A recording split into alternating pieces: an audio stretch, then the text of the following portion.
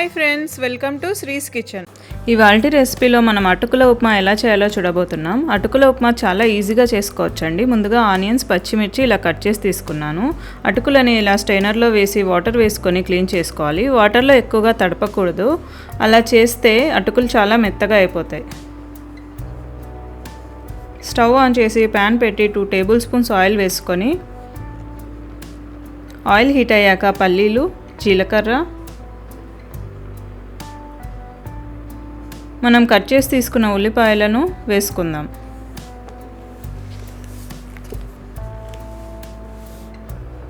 అలాగే పచ్చిమిర్చి కూడా వేసుకుందాం.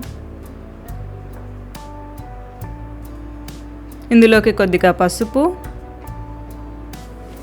1 స్పూన్ ఉప్పు వేసుకొని ఒకసారి కలుపుకొని, ఇప్పుడు మన మెయిన్ ఇంగ్రీడియంట్ అటుకులను వేసుకుందాం.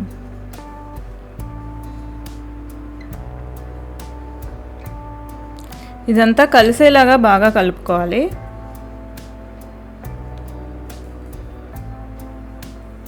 బాగా కలుపుకున్న తర్వాత ఫైనల్గా కొద్దిగా కొత్తిమీర వేసుకుందాం. అంతే అండి, టేస్టీ అటుకుల ఉప్మా రెడీ. సర్వింగ్ బౌల్లోకి తీసుకుందాం. ఇది చాలా ఈజీగా అండ్ క్విక్గా కూడా చేసుకోవచ్చు. అటుకుల ఉప్మా బ్రేక్ఫాస్ట్కైనా ఈవినింగ్ స్నాక్స్కైనా చాలా రుచిగా ఉంటుంది. మీకు ఈ రెసిపీ నచ్చినట్లయితే లైక్ చేయండి, సబ్స్క్రైబ్ చేయండి.